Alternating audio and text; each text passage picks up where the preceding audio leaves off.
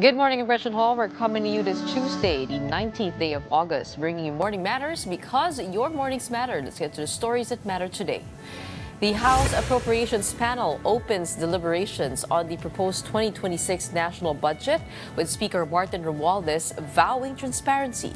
But the briefings kick off with fireworks as Congressman Toby Chanco demanded, unsuccessfully, the small committee report on this year's budget. Online gambling operators are shifting tactics amid tighter scrutiny. Senator Erwin reveals they have started moving to encrypted messaging and even e-commerce apps after e-wallets cut their links on central bank's orders. And actress Nadia Montenegro resigns from her Senate post after being linked to alleged marijuana use inside the chamber. But she insists she was not the staffer mentioned in reports and maintained no such incident ever involved her. Welcome to our program, Morning Matters, where we talk about the issues you need to know for the rest of your day. Now, first on the agenda, the House of Representatives began tackling the 2026 general appropriations, but tensions rose when Representative Toby Chanco raised concerns over last year's budget. Marian Enriquez with the story. It was supposed to be a briefing, not a hearing, meaning the economic managers were simply supposed to present how they came up with the National Expenditure Plan. But things quickly got heated when Navota City Representative Toby Chanco challenged new House Appropriations Chair Mika Sonsing to produce the small committee report from last year. The small committee, composed of House leaders, was allegedly where the insertions and reallocations in the 2025 budget were made. Sonsing tried to push back by saying she wasn't the appropriations chair at that time. That's not acceptable. This is public records. Pareho pa naman yung COMSEC natin. At yan dapat linalagay sa archives. But if within 5 minutes wala yan, ibig sabihin wala yan, ngayon palang gagawa yan. The small committee is subsumed within the Committee on Appropriations, and it is the Committee on Appropriations who's required to submit the committee report. In this case, the report and the output of the Committee on Appropriations is the HGAB. No, it's not. The HGAB is different from a committee report. Just like any other bill, the bill is different from the committee report. There must be a committee report included to the bill. It is not one and the same. Chanco wanted to see in particular who moved what in the House General Appropriations Bill, or HGAB. He also questioned why, while there's digital copies of the National Expenditure Program and the General Appropriations Act, there's no electronic copy of the HGAB. In the end, Chanco had to agree to wait for the copy to be provided by the committee secretary, provided that the so-called independent congressman like him be accorded representation in the subcommittee to be formed for the review of budget amendments. The Development Budget Coordination Committee were represented at the briefing by Budget Secretary Amina Pangandaman, Finance Secretary Ralph Recto, Socio-Economic Planning Secretary Arsenio Balisacan, and Bangko Sentral Deputy Governor Zeno Abinoja. Recto said the previous administration left behind 12.8 trillion pesos in debt. This year, only 4.64 trillion of the 6.35 trillion peso national budget is actually supported by government revenues. He broke this down to 17.4 billion pesos in expenses, 12.72 billion pesos in financing by revenue collection, and 4.68 billion in loans on a daily basis. But Recto insists these aren't bad loans. 80% niyan, inuutang natin sa ating sarili, domestic. It is an asset of the Filipino people as well, yung 80% na yan, di ba? So binabayaran din natin yung ating sarili, and that's how we manage our debt. But all of them agree it's becoming more challenging to manage the budget. Thus, the need to search for more revenue sources without imposing new taxes or debts. Among these is government-owned and controlled corporations' dividends, which the DOF increased to 75% from 50%. There was also talk of a tax on single-use plastics, which was a holdover from the CREATE Act. So far, we are on track to meet our medium-term fiscal framework targets, with revenue collections growing by double-digit for the last 3 years at an average of 13.8% annually. Tax collections have also consistently expanded at an average of 11.5% annually. For News 5, I'm Marian Enriquez. We are One News. Navota City Representative Toby Chanco urged that the House Independent Bloc be granted representation in the subcommittee on budget amendments. In an interview on The Big Story, he emphasized that independents, like the majority and minority, deserve a voice in the budget process. Chanco appealed for their active participation in the panel's deliberations. Ang tanong ko lang is kung merong representation yung majority, yung minority, yung Independent? yung parties, bakit naman yung independent hindi na lang naisama para may boses kaming mga independents. Meanwhile, Chanco believes that replacing the small committee with a subcommittee on budget amendments will promote transparency. He also expressed optimism over the introduction of new budget reforms and safeguards. Ang kaibahan ngayon, based on the commitment of Chairperson Swansea, is that yung report ng subcommittee on budget amendments na ipapasa siyempre sa mother committee, which is the Committee on Appropriations, will be shown to the members in plenary, and kung ano yung ma-approve on second reading, wala nang babaguhin. Former NBI Director Jaime Santiago vehemently denies claims that he kept a so-called bagman in his unit. He resigned amid allegations that an associate was collecting payola for him from Isabong and Pogo operators in exchange of protection. Santiago claimed there are groups with vested interests in his position who are behind a smear campaign. Now, in his resignation letter, he said he would not allow any orchestrated move to destroy the reputation he built through the years. Pinagpipilitan si Paul Angkad ay kolektor ko. Mga kasama, uulitin ko. Andiyan ang members ng media. Titingin ako sa inyo eye to eye. Tumayo ngayon ang inuobliga ko na magkaroon ako ng lingguhan, monthly. Tumayo ngayon, parang awa nyo na. Kung meron akong inuutusan sa inyo na magbigay sa akin ng pera, ay Diyos ko, lagi kong guide sa inyo, gusto ko trabaho, trabaho, trabaho. Public Affairs Officer Nadia Montenegro has resigned from Senator Robin Padilla's office. That's after she was embroiled in an alleged marijuana incident inside the Senate, an allegation she has since denied. Here is the report. In a 5-page written explanation dated August 15, Nadia Montenegro announced her immediate resignation as Political Affairs Officer of Senator Robin Padilla. She said this was for her mental health and the well-being of her children. Montenegro issued the explanation after being linked to an alleged marijuana incident inside the Senate. According to Montenegro, the accusations have brought her and her family severe pain and distress, destroying her reputation over a story she insists is false.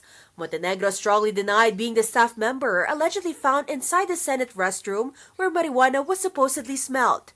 She clarified that her resignation was not an admission of guilt, but rather a sign of respect for the Senate and Senator Padilla's office to prevent the controversy from causing further damage. Senator Padilla has accepted Montenegro's resignation. He also concluded his office's internal probe into the issue, but vowed to cooperate should the Senate decide to pursue its investigation into the alleged smell of marijuana in the compound. Following the controversy over the supposed pot session in the Senate, Senator Mig Zubiri and his entire office underwent drug testing on Monday. A 5-panel drug test was conducted on Senator Zubiri and his staff, which covered shabu, marijuana, ecstasy, cocaine, and opium. He said that if any of his staff tests positive, they will be suspended and required to undergo rehabilitation before returning to work. Senator Rafi Tulfo and his staff are scheduled to undergo drug testing on Tuesday.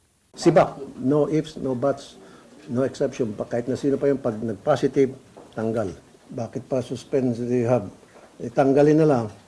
Senate Minority Leader Tito Soto earlier wrote to Senate President Chis Escudero, calling for the re-implementation of mandatory random drug testing in the chamber. Escudero confirmed the Senate is ready to comply. Meanwhile, Padilla has filed a measure requiring mandatory annual drug testing for government officials. If enacted, this will cover both elected and appointed officials, including those in government-owned and controlled corporations. Coming up, with online gambling operators now moving from e-wallets to other platforms, how big is the challenge for authorities? We will throw that question to the Cybercrime Investigation and Coordinating Center, or the CICC. When we return, please stay with us.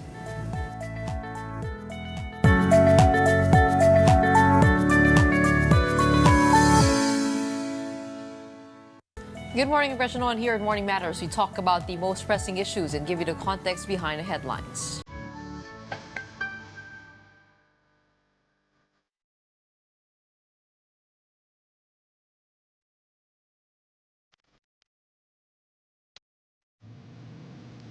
Senator Erwin warned that online gambling operators are finding new ways to reach the public despite tighter scrutiny and the recent delinking of gambling sites from e-wallets.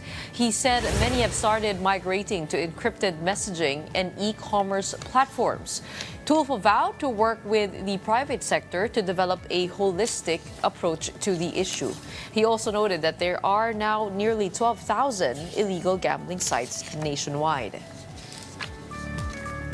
To tell us more about this, we now have on the show Undersecretary Aboy Paraiso, the Deputy Executive Director of the Cybercrime Investigation and Coordinating Council. Welcome back to Morning Matters, Yusek. Nakamute ho yata kayo. Yeah, thank you, Gretchen. Sorry. Good to be back, although in a different capacity. Good morning. Busy po kayo kasi kagabi nasa big story po kayo. Kaya siguro medyo ano pa, no? Medyo, Okay, let's medyo talk may time about... gap, medyo may ano. Let's pero talk about it's okay, this no worries. problem. I'm sure it's on your mind no matter what time of day it is. No, how concerned is the CICC about this shift from the e-wallets to the encrypted messaging and e-commerce apps? How are we seeing this evolution happening? Well, it's a natural evolution. It's a natural progression for all these illegal gambling platforms. In order to reach their clients, it only means it's kind of a victory for us. It only means we're really creating that disruption for them. It makes it harder for them that they have to be innovative, they have to be creative in order to continue their business. So we really have to, fight this challenge and be one step ahead of these criminal or syndicates. Paano nangyayari yung sa encrypted messaging? I mean, is that just merely sending links to join? Oh, matagal na natin to nakikita, Gretchen. Actually, before, that's why even before I got here to DC, I had a meeting with NTC and Telegram. Kasi matagal na natin nakikita na that they're using these messaging platforms to create a group chat with their clients, their bettors. So kasi nasimulan na natin mag-take down at saka mag-block ng mga sites nila eh. So they have to use these messaging platforms in order to migrate their patrons to their new sites that kasi na-block na natin yung mga old sites nila. So this is not something new that we see. This is a problem and this is a challenge that we sought to address even before. And I'm happy to announce that because of that meeting with Telegram, they announced that they have zero tolerance policy when it comes to criminal activities with their platforms. They provided already the template in order for us to not only block these criminal entities from using their platforms, but also gain information and hopefully leads that would lead to the arrest and apprehension of these criminal syndicates. Okay, let's just have some clear distinction here between the legal and the illegal. When you talk about the criminal activities, ito po yung mga illegal website, no? Tama po ba? Na blinak po Tama. ninyo? Oo. Pero Tama, dun Gretchen. sa mga Yung legal...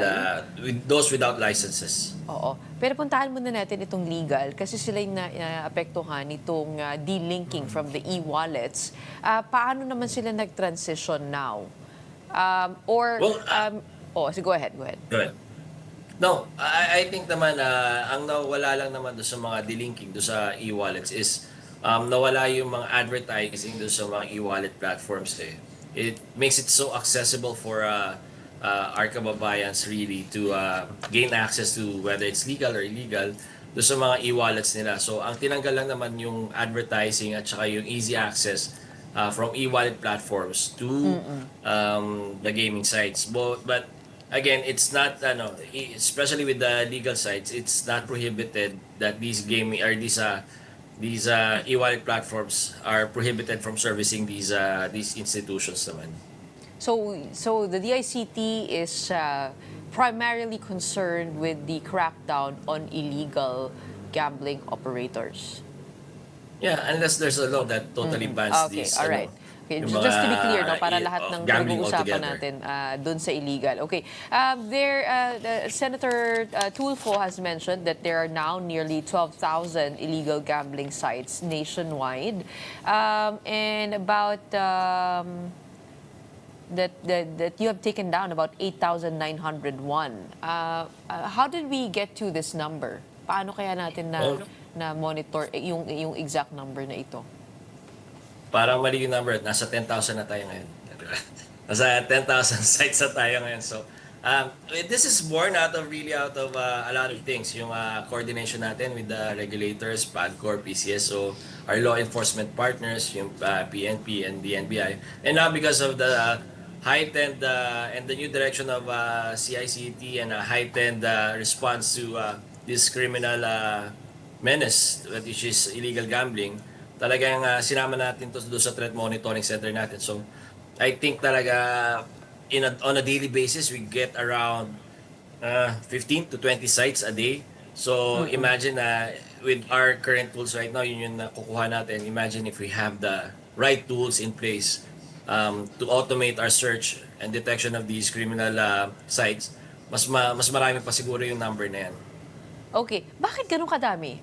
Pwede mong i-explain sa amin? Kasi parang usually, di ba, may ilan lang yan na major gaming platforms and then may mga certain games, but I can't imagine how it could be as much as 12,000 illegal gambling websites.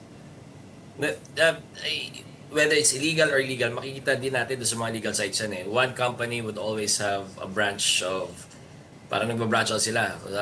I understand from one legal gaming platform owns about 100 gaming sites. So, you would understand the numbers. Plus, So per hindi lang game naman yan, ito yung mga license depende sa natin. laro. Pati yung mga outside the country, nandito rin sa atin. So, that number would really substantiate what we see and detect dito sa threat monitoring center natin. So bawat laro may equivalent yan to one website. May gano'n. Halimbawa, yung isang okay. laro, isang website, or isang website, iba-ibang yung mga laro. It's a mixture of parang iba-iba rin yung promo kada website. So, from the structure I see, isang website, for example, one parent company, iba-ibang mga platforms, iba-iba yung URLs, pero kasi iba-iba rin yung mga partners nila doon, iba-iba rin yung mga investors nila doon. Hindi ba siya as easy as using or blocking the mother website? Kasi di ba usually mga links lang yan, yung parang dinadagdagan mo lang yung URL. Nako, hindi siya ganun kadali. In fact, that's the reason why marami siyang mga websites kasi ina-anticipate na nila na pag na-shutdown mo to isa, Okay. existing pa rin at hindi pa rin madidisrupt yung negosyo nila. Okay, but this crackdown that you're doing is as simple as blocking the websites. Am I correct? Well, Gretchen, we don't want to stop there. It's disruption, yes. We're making some headway when it comes to the disruption, but we really want, to make an example of these criminal organizations, put a stop to them, make them accountable. So, disruption is one thing, but we want attribution, makilala natin kung sino-sino sila, apprehension, mahuli natin, prosecution, conviction, the whole 100 yards. And how are we doing on that end? Are we able to trace these illegal websites to the proponents and the perpetrators? Yeah, and unfortunately, this is the unfortunate thing about it. whenever we detect these criminal organizations, we see that they're exploiting this jurisdictional challenge, that we see that the back end is outside the country. We see countries like the Bangladesh, Myanmar, UAE, and a whole gambit of countries that are hosting these back ends, but they're victimizing or they're servicing the Filipino public. Tapos yung flow of money, makikita natin that the investment is coming from somewhere else, and when the proceeds are converted into cryptocurrency, we can see that it also leaves the country. So it's more than just an enforcement or I think legislation. I think it also has to do with strengthening our ties with our foreign allies. Kasi this problem is really borderless eh. We understand whenever there's a problem, pagdating sa ICT, borderless talaga to, Gretchen. So whether it's scamming, illegal gambling, ito na talaga yung trend eh. Are you seeing like major players here in the number of illegal gambling sites that you've tracked that the DICT could possibly begin with? Kasi sobrang dami nga. Baka we can start with one major player. Yeah, we can start with a bunch of group of these gambling sites. But again, these as alam mo parang natural progression this, after Pogo, talagang may link from Pigo to Pogo yung mga illegal gambling sites eh. So we can see that they use the same machinery, the same systems, just servicing out different clients. Okay, but most of the hosts of these websites are abroad. Yes, most of them. And that's why the offshore gaming model works, because it is difficult to hold them accountable for whatever it is that they're trying to do illegally. Yes. Again, there's jurisdictional challenge. For example, one of the things we encountered when we raided a scam site in Cebu, they're victimizing foreigners from South Africa. Tapos, again, when we consulted with the prosecutors, there's that need for the victims from Africa to come here to the Philippines and file cases. It's the same thing in illegal gambling, scam sites. So it's really a problem that we have to solve when it comes to foreign relationships with our counterparts abroad. Do we need a new law to be able to run after, or is it really diplomatic ties that is needed? It's a combination of both. We have to legislate probably the creation of cyber diplomats, which is now a trend in other countries. We also have to legislate acts of cyber terrorism as proposed by Secretary Henry Aguda, and a whole lot of new crimes that evolve. For example, yung emergence din ng disinformation, misinformation, and fake news. Itong online gambling problem natin when it comes to yung mga foreign sites natin. So I think it's a combination of both of legislation and diplomatic relationships. Okay, dito po sa mga illegal gambling sites na nakikita po ninyo, meron ba yung parang may list ba kayo ng mga scams or illegal activities? And what is the biggest or the, I guess, most rampant scheme that you're seeing? Right now, the biggest scam really in the Philippines is yung mga financial scams natin eh. Trying to victimize our kababayans when it comes to they took advantage of the recent calamity. They said that they have yung mga ayuda programs natin. So yun yung tinitake advantage nila. Okay. Going back to gaming though and gambling, it seems that some gambling or gaming streamers have not stopped. Several have gone back to live streaming. Yung po ba ay namamonitor din natin? And how is the DICT working with PAGCOR when it comes to advertisements? Well, we cannot really, nakikita natin may bumabalik talaga sa pag-promote ng gambling, but most of the sites that we see that they're promoting are yung mga legal na, yung mga licensed na. We're hoping that the PAGCOR can also reach out and probably with the help of CICC reach out to these influencers not only to promote gambling or promote their sites, but also to promote responsible gaming as well. Parang kagabi yata po sa Big Story, nabanggit po ninyo yung 85% of influencers and artists have complied with the government's directive to stop endorsing illegal online gambling. But for the 15%, so meron pa rin po that continue to promote illegal gambling. May makukulit pa rin. Yung nung una, yung mga hindi nag-comply. So, napatake down natin yung mga sites nila, yung mga pages nila, yung mga channels nila. And then we ask them to explain why government should not go after them. And then may nakikita rin, to be fair naman, Gretchen, may nakikita rin tayo bumabalik pa rin doon sa pagpupromote ng illegal gambling sites. Only this time, hindi na kami magwa-warning, hindi na kami makikiusap, bigla na lang mapapatanggal yung mga channel nila, and then they will receive these notices to explain on why we shouldn't go after them. But for now, no, everything has to go through the Ads and Standards Council for approval before release. Tama po ba?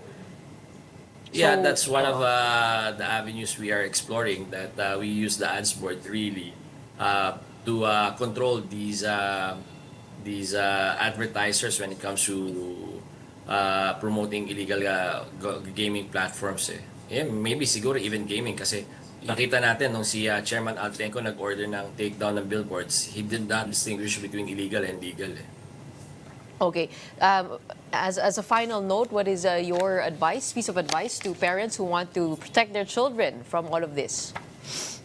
Well, again, probably as all of us parents should do is really monitor our children, make sure that whatever they do online is safe and away from online harms, and probably not give them too much money to spend on gambling sites kasi nakikita natin these are the targets of the illegal gambling sites. It makes it attractive really to children to sinisimulan nila yung gamification ng mga interest ng mga anak natin. So we really have to look after that. Kasi parang laro lang, ano? No. Yung dati mga na-legitimize nilalaro natin sa PlayStation, sa Xbox. Ngayon nagi-gamify na tapos nagkakaroon ng betting aspect do sa mga larong 'yun. Okay, so don't give your children money. Probably just cash. Cash In na person. lang. Alright, maraming salamat sa iyong oras at and for waking up for us. I think you said you were in Washington. Yeah, it's evening here. It's 8:30 in the evening here. Okay, may abangan ba kami mula sa inyo dyan? We're here to look at different solutions really for the detection and investigation of cybercrimes, and again, probably strengthening our relationship and trying to solve really this problem of yung borderless nature of cybercrimes. Okay, thank you very much, and we hope to get our own version of cyber diplomats, as you mentioned. Maybe you could be one, no? Maraming salamat for your time. Undersecretary Aboy Paraiso, the Deputy Executive Director of the Cybercrime Investigation and Coordinating Council, joining us all the way from Washington, D.C. Thank you. And coming up, the Bureau of Customs is under fire after its online tax calculator allegedly overcharged consumers. We'll get the agency's side from spokesperson attorney Vincent Philip Maronilla. Don't go away. We'll be back after a quick break.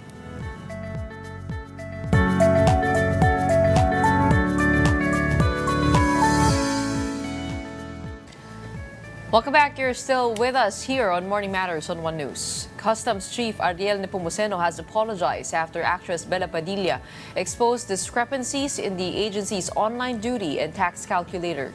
Nepomuceno announced that the tool has been temporarily taken down for improvements and to avoid further confusion.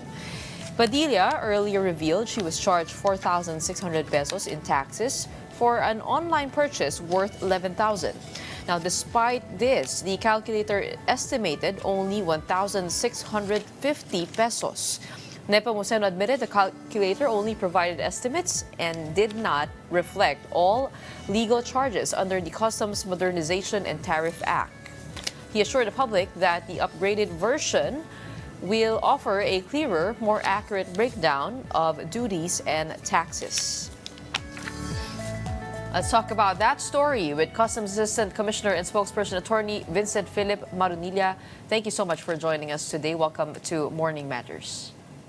Morning, Gretchen, and good morning to your viewers. Okay, help us understand, first and foremost, what happened with Bella Padilla. Bakit nga po ba naging 4,000 yung 1,600 sa website? Actually, yung 4,600 was the right duties and taxes, no? I think the confusion went with her computation, her usage of our online tax calculator. Yung online tax calculator namin did not reflect the items that were needed to be added up, no, to what she was going to pay. But insofar as the initial figure that she got, no, at least from the assessment given by DHL, we were able to explain naman to her the details of that assessment. I think, again, no, ang nagkamali ko yung paggamit ng calculator. In fact, yung calculator namin, when we reviewed it, there were items there that needed improvement, and we needed to integrate some of the charges that are needed for the release of particular shipments, like the ones with Ms. Padilla. Oo. Bakit po wala yun dati? Meron po bang dinagdag dito sa breakdown of taxes and duties? Hindi naman. Actually, ang dapat i-consider, idagdag, number one, of course, wala kasi doon yung charges ng courier, no? Say, for example, yung charges ng DHL, it won't reflect there. That's a private matter between the sender and her courier, no? So I think there's a need for a specific colatilla for that in our calculator. There are also small items there, like the import processing fee and the CDS fees. Minor fees that if you add it up, dadagdag po talaga, at hindi magiging inaccurate yung computation nung taxes mo, no?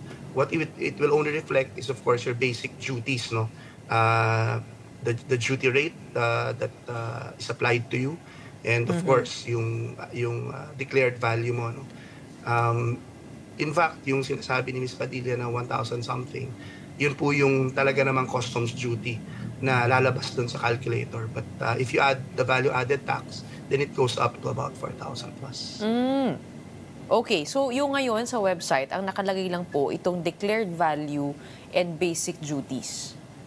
Mako-compute mo yun. May value added tax naman, kaya marami pang add-ons na hindi na factor in, no? Like for example, meron kasi ngayong sistema, no, na yun nga sinasabi ni Ms. Padilla po, no, na yung freight niya, to a certain extent, I think, parang if I understand it correctly, pag mayroon siyang biniling certain amount, no, free pa yung freight niya. And freight is one of the factor that is added on, no, to your dutiable value, and even to your value added tax for your landed cost. So, yun po kailangan namin i-consider, at we have to coordinate with the couriers. Sa amin ho kasi, sa Bureau of Customs, automatic yan, no, na alam namin may freight charges. And according sa batas natin, itong freight charges are dutiable. But in this instance, there might be some arrangement to that, and that needs to be reflected also. An option like that needs to be reflected also in the online calculator. As of now kasi yung option for no value is only for usually insurance. Kasi pag nag-order ka ho, di ba ito po yung amount that you will pay for your product that you're buying, and then the shipping fee is there, and then meron pong tax, yun nga po yung customs tax. So hindi po ba nakaseparate siya to begin with? Tapos ito po yung sinasabi ni Ms. Bella, na if you reach a certain amount, mawi-waive na yan. So dapat hindi na ho siya kasama doon sa tax. Hindi po ba ganun yun? May option ho dapat na hindi kasama. Wala ho kasing sa universe ho namin, no, usually meron talaga laging shipping fee. Either Nakasama it's integrated po sa tax. in the CIF, in the or it's integrated in another in your payment, which is called another kind, no? So that is what we need to look out for now. We need to coordinate with I think the couriers now on what are the charges that they actually give their customers, no? Kung wala ho talagang shipping fee yan, at least ma-reflect din namin sa amin, no? At hindi po magiging add-on. Ang alam po kasi namin, talagang laging may shipping fee yan. So, doon naman po sa batas kasi natin, lagi pong meron dapat mga ganyang components. We're not saying that this is the only confusion that caused it. No? There are other factors also that we're looking into. No? Like yung mga CDS charges namin, IPC charges namin. We're looking to update them. And of course, make the calculator a little bit more user-friendly when it comes to ordinary laymen. No? Nung pagtingin ho kasi namin sa calculator namin, nakita namin parang masyadong technical. You need to be a broker, or at least well versed in customs transactions to be able to use it more accurately.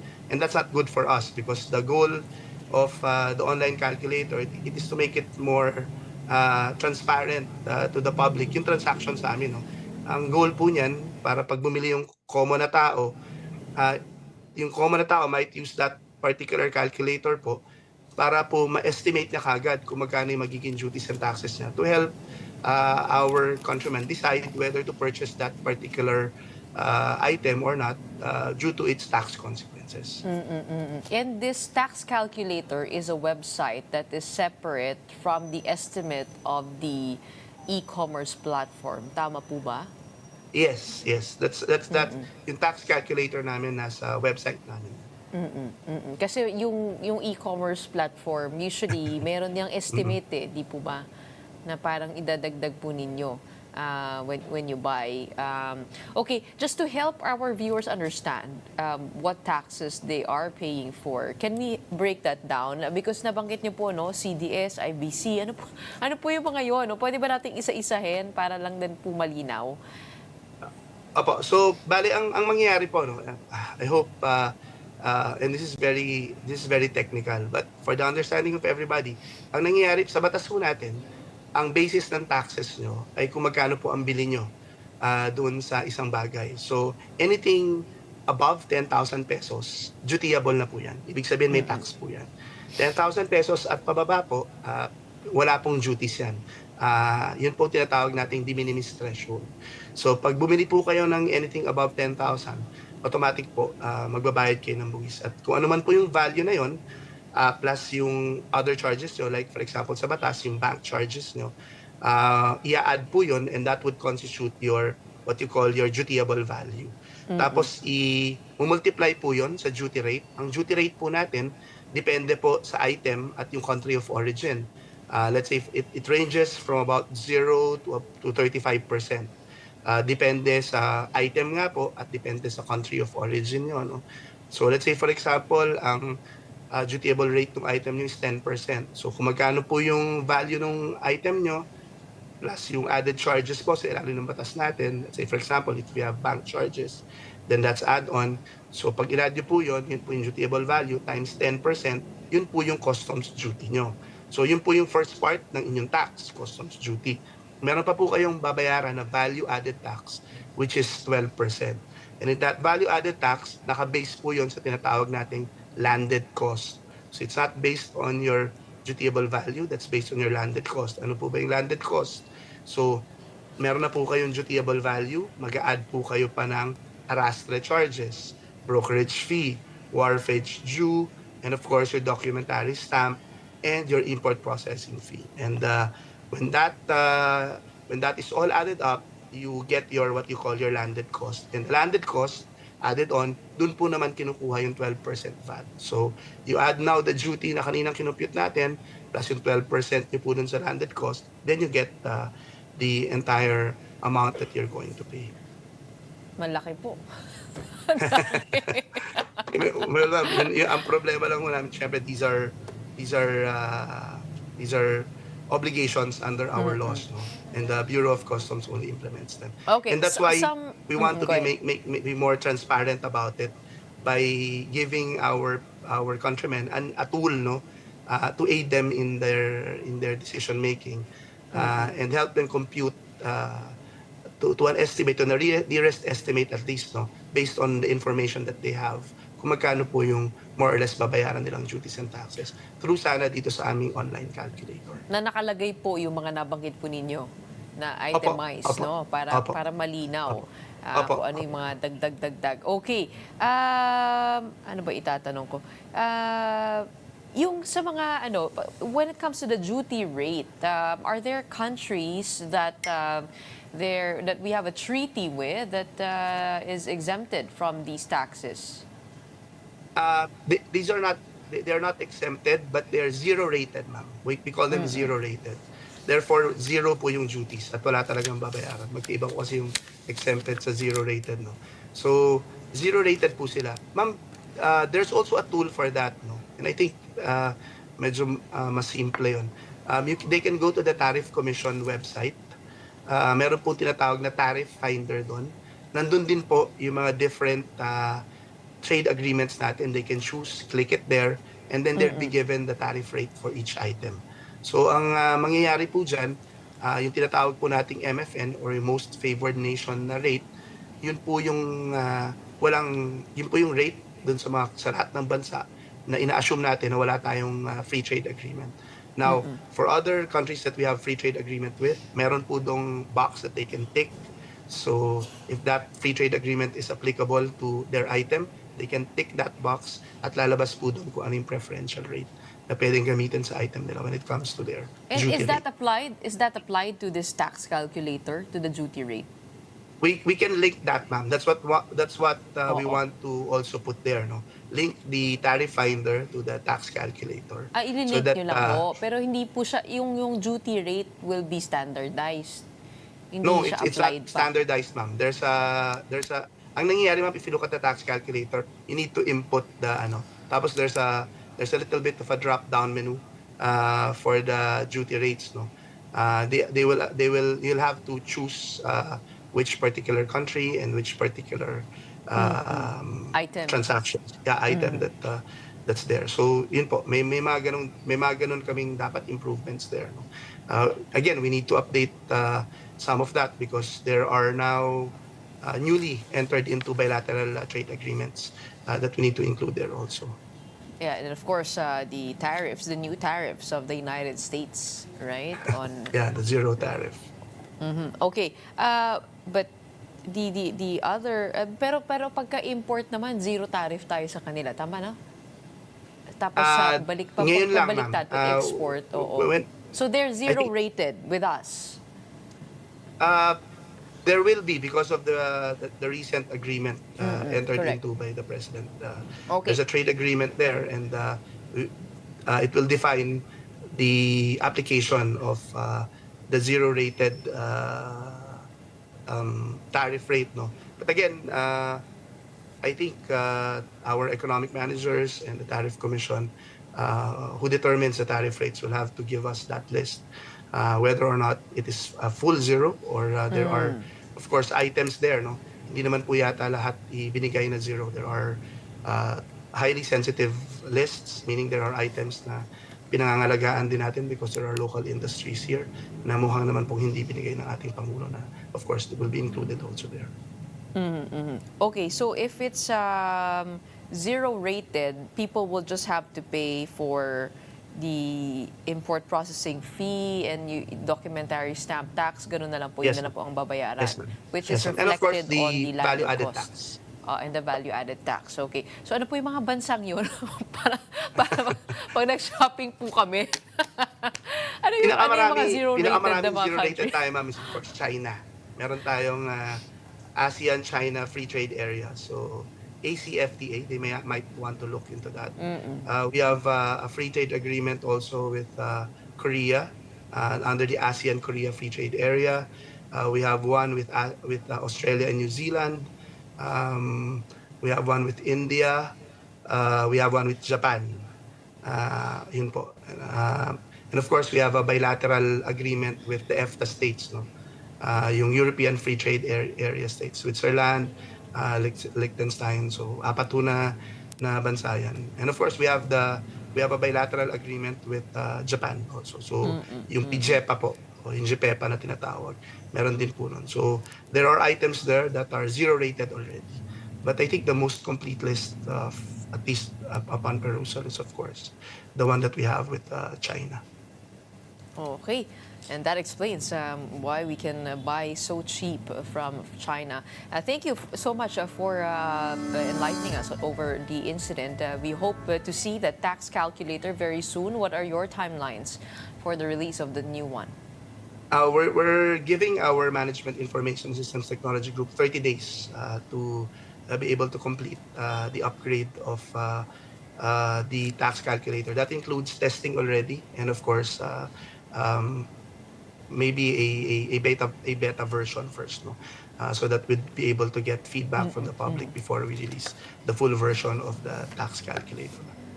All right. Thank you so much for your fast response to the call of Bella Padilla. We hope to see more of that, and makatulong tayo sa ating mga kababayan na pumili, tama po kayo dyan, to make more informed choices. We have Customs Assistant Commissioner and Spokesperson Attorney Vincent Philip Maronilla. Thank you so much for joining us on Morning Matters. Thank you, ma'am, and good morning po. And don't go away. More matters to discuss after a short break. Keep it here on One News.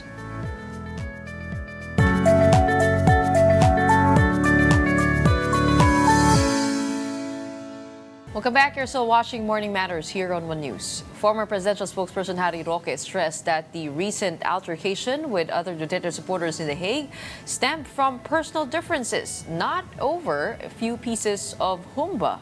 Here is a report. Former presidential spokesperson Harry Roque says he has no issue with eating humba, but clarified that it wasn't what sparked a recent altercation with other supporters of former President Rodrigo Duterte in The Hague, Netherlands. In an interview with 1PH's Sa Totoo Lang, Roque recalled being invited to a birthday gathering for content creator Erwin and tourism. Alam nyo naman, sa birthday, dyan sa Duterte Street, kanya-kanyang dalam ng pagkain. Hindi naman na naghanda yung birthday celebrant, kundi iba't ibang mga grupo, nakaugalian na yan, talaga nagdadala ng pagkain dyan. However, his presence there was supposedly not welcome by other supporters of Duterte, specifically those close to Erwin. He also clarified that a viral photo showing him eating was misleading, explaining that he had spaghetti on his plate, not humba. Actually, yung picture, ang kinakain ko doon spaghetti. Kasi hindi siya humba man lang ang kinakain ko. Although aminado ko, kumain ako 3 maliit na piraso ng humba kasi nga ang nagluto noon yung aking mami Janet. Roque insisted the conflict was not political, but rather rooted in personal differences. I wouldn't call it politika. Kasi yung grupo ni Alvin at saka itong tao na kaibigan nga niya na nanumbat, ever since ayaw nila sa DDS. Ayaw nila sa Maisog. It's really between yung organized group na Maisog at saka DDS at saka yung grupo nila Alvin. Former presidential spokesperson Harry Roque has outlined a series of activities being prepared by supporters ahead of former President Rodrigo Duterte's hearing at the International Criminal Court. Roque told 1PH Sa Totoo Lang that a rally will be held in Amsterdam on September 19, followed by a march in The Hague on September 20. On September 21, a panel discussion and whole-day event will be held for about 1,000 Filipinos. From September 23 to 26, nightly prayer vigils are going to be held outside the ICC in support of the former president. Roque said ordinary citizens can only pray while the legal team will handle the defense. Duterte is currently at the ICC on charges of crimes against humanity. His confirmation of charges hearing is scheduled to begin on September 23. Tensions rose in the Senate as the minority opposed the proposed membership split for the Commission on Appointments. Majority Leader Senator Joel Villanueva announced that 10 members from the majority and 2 from the minority will serve in the CA, the body tasked with confirming or rejecting presidential appointments. Senate Minority Leader Tito Soto questioned the 10-2 split, arguing that membership should be based on party representation rather than a simple majority-minority count. Villanueva defended his computation, insisting it followed proportional representation practices used in previous Congresses. In the end, Villanueva said he would abide by whatever decision the Senate reaches regarding CA membership. We were expecting, the simple respect to the members of the minority na kinakausap naman kami. Hindi kami saling pusa dito. We can make this easy for you, and we can make it also difficult for you. No one's robbing of anything. The power to choose who among them will sit as members of the Commission on Appointments belong to the Senate, Mr. President. And that's why, Mr. President, even this representation who made that motion will submit to the decision of every member. Business groups are warning that corruption and a lack of accountability could undermine investor confidence amid the impeachment case against Vice President Sara Duterte. This comes amid a joint statement from the Makati Business Club, the Management Association of the Philippines, and Justice Reform Initiative and Integrity Initiative. They are urging the Supreme Court to reconsider their decision on the impeachment of the Vice President. NBC Executive Director Rafael or Apa Ongpin told Storycon that the issue is not just about business, but about the public's right to know where taxpayers' money went. I want to emphasize that this is not just a concern for prospective foreign investors. This is a concern for big Filipino conglomerates and so on who need a rule of law, who need public accountability, because right now our businesses are being shaken down by various government agencies. In weather, Tropical Depression Juaning has slightly accelerated while moving towards the Ryukyu Islands. It was last spotted 650 kilometers east-northeast of Itbayat, Batanes. Juaning is packing winds of 55 kilometers per hour and gustiness of up to 70 kph. It is expected to exit the Filipino area of responsibility this morning, and Pag-asa says Juaning may still intensify into a tropical storm, but this is not the most likely scenario at this time. In the meantime, easterlies will bring rain to the Visayas, Bicol region, Mimaropa, and Zamboanga Peninsula today. Also affected are northern Mindanao, Caraga, Davao region, and Quezon. Downpours are also expected over the rest of Mindanao, Metro Manila, and the rest of Luzon due to localized thunderstorms. And if you've headed over to the north, Quezon City observes a holiday today in honor of former President Manuel L. Quezon's birth anniversary. Now, this annual observance celebrates the legacy and contributions of the father of the national language and the first president of the Commonwealth of the Philippines. While most government offices are closed, essential services will continue to operate. Other upcoming holidays this month include Ninoy Aquino Day on August 21 and the National Heroes Day on August 25. We'll head on over to Quezon City for less traffic out on the streets. That's good news for the schools there, the students there. In the meantime, that wraps up today's episode of Morning Matters. We hope we've given you the right start to your morning. Let's go ahead and make the name matter. My name is Gretchen Ho. We are One News, all sides, all the time.